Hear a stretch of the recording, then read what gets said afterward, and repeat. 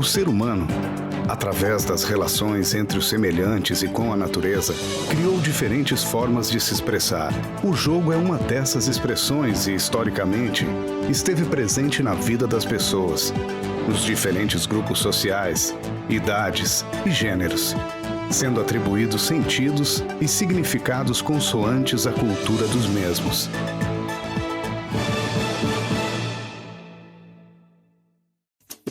No jogo há sempre algo em movimento, quer sejam objetos, instrumentos, brinquedos, quer sejam palavras, pensamentos, gestos, corpos.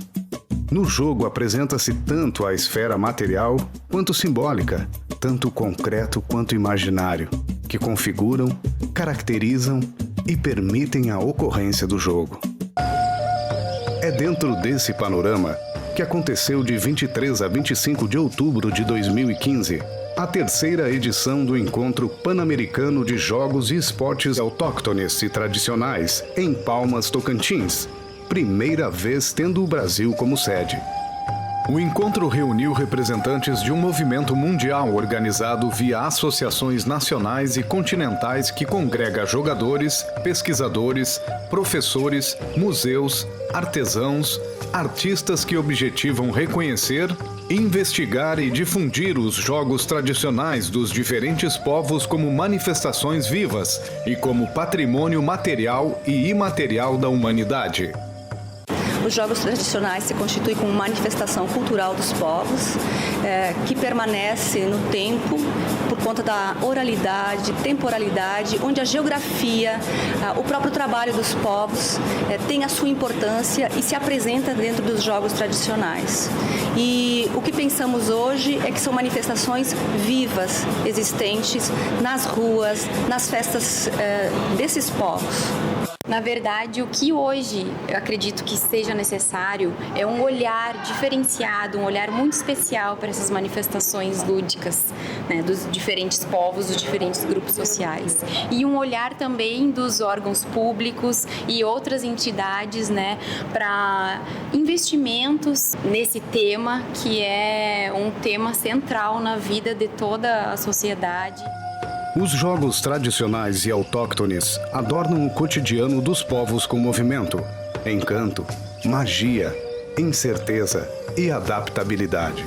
As diferenças linguísticas, português, tapirapé, espanhol e francês, não foram empecilhos para a ocorrência da mostra lúdica e demonstra que o jogo abrange, além da oralidade, a linguagem simbólica expressa pelos corpos, sons, imagens, objetos. As diferenças culturais, geográficas, sociais exprimem nos jogos diversidades, mas também similaridades, nas regras, nos materiais, nos objetos, nos sons e nos movimentos. Es una pirinola hecha de madera en donde se trata sobre en el hueco incrustar el palito, tiene varias formas de jugar. Esse jogo é um jogo que representa o plantio e a colheita. Então você tem aqui um terreno com 6 casas de cada lado, né? Nesse jogo a gente vai simular a questão de plantar, preparar o solo e coletar. Como? Sempre com um movimento do jogo de pegar todas as bolinhas de uma casa e distribuir uma a uma no sentido anti-horário sempre. Até que você vai tentar entender quantas bolinhas ficaram na última casa que você depositou. A última casa que eu depositei ficaram 5 bolinhas. Quando o oponente jogar e o jogo começar a ganhar movimento, algumas casas vão ficar vazias, outras com 4 bolinhas, outras com 2. Quando a última semente que você distribuir na casa do oponente sobrarem 2 ou 3 bolinhas, você coleta a bolinha. Tá? Quem conseguir coletar mais da metade das sementes ou bolinhas do jogo, ganha o jogo. Como o jogo começa com 48 bolinhas, quem conseguir coletar 24 mais uma, finaliza o jogo. Em suma, a mostra lúdica, assim como o envolvimento dos participantes, registram que os jogos tradicionais reavivam a memória, as histórias pessoais e coletivas, as emoções, os corpos e, longe de serem manifestações do passado, estão vivos no cotidiano das pessoas nos diferentes lugares. Sou pesquisador da Origem de Jogos e Objetos de Minas Gerais e eu vou explicar aqui o jogo da onça, que é o jogo que provavelmente os índios jogavam antes dos portugueses chegarem ao Brasil. Você tem 14 cachorros e uma onça.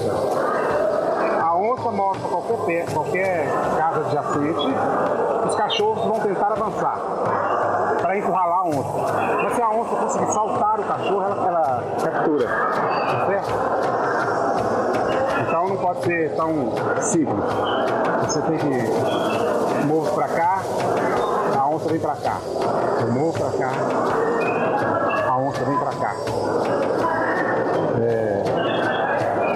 Então se eu der alguma distraída, a onça me come.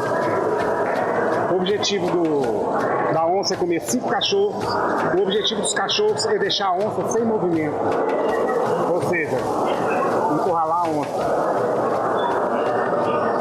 Todos os jogos falam muito sobre os povos que os criaram. Esse jogo é um jogo que mostra perfeitamente como que é a caça da onça. Né? Porque você tem que ter uma estratégia de grupo com o cachorro e você tem que ter uma estratégia mais individualista com a onça. Então são 2 estratégias num jogo só.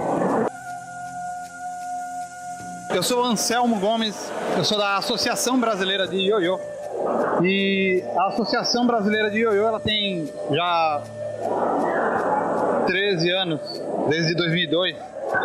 E a gente classifica jogadores, a gente organiza campeonatos nacional e regionais e classificamos jogadores para o campeonato mundial, que acontece todo ano.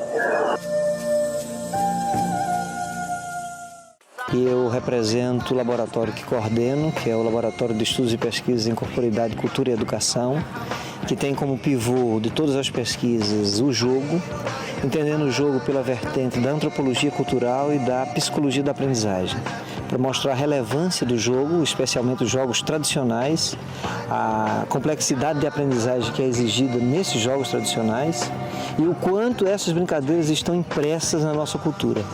Então, a gente diagnostica duas coisas que têm sido difundidas. Uma é que as crianças não brincam de jogos tradicionais, isso é um engano.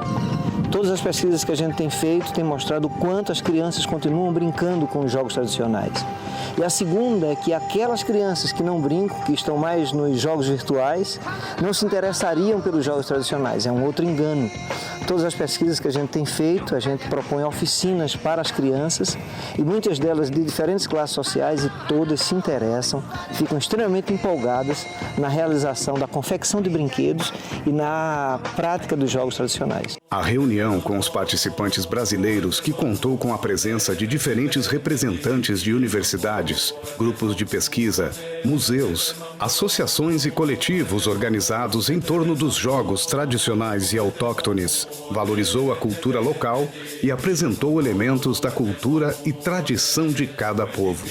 Na medida em que ocorre o processo de apropriação das gerações seguintes, os jogos tradicionais são modificados, porque são incorporados a eles novos elementos de acordo com o contexto e as relações sociais estabelecidas naquele período histórico. Portanto, trata-se de uma tradução que ocorre entre as diferentes gerações, num processo cumulativo e criativo. Eu sou Marcos Teodorico, da Universidade Federal do Ceará, responsável pela coordenação do Museu da Infância e do Brinquedo. Os museus que aqui estão sendo representados conseguem estabelecer um elo de conexão, não só com a área do brinquedo enquanto material concreto, da influência dos brinquedos na cultura da civilização, o brinquedo e o jogo e a brincadeira como um patrimônio da humanidade, dentro de um ambiente onde os visitantes, onde as crianças, jovens, adultos e terceira idade podem, ao mesmo tempo, ter uma relação intergeracional. Sou representante da Caravana Lúdica, que trabalha com jogos tradicionais do mundo, e gostaria de ressaltar a importância de trabalhar com o resgate desses jogos, que são considerados patrimônio imaterial da humanidade, no que diz respeito ao conhecimento das sociedades que são formadoras da nossa sociedade atual, tanto jogos asiáticos como jogos africanos, jogos ameríndios ou jogos da Oceania, eles trazem parte do raciocínio que hoje nós conseguimos utilizar, seja em qualquer área do conhecimento científico, que a gente desenvolve. Gostaria de também ressaltar a importância de termos organizações que promovam eventos como o encontro de jogos autóctonos e tradicionais, para que esse conhecimento tradicional em tempos de virtualização de tecnologia não se percam no tempo, porque de certa forma esses conhecimentos que os jogos resgatam, eles também são parte desse conhecimento atual que nós estamos desfrutando, apesar de terem uma certa distância que muitas vezes a gente não consegue ver a raiz delas, né? O jogo tradicional faz parte do patrimônio material e imaterial da humanidade e, como tal, necessita ser identificado, documentado, revitalizado e vivenciado por meio das políticas públicas.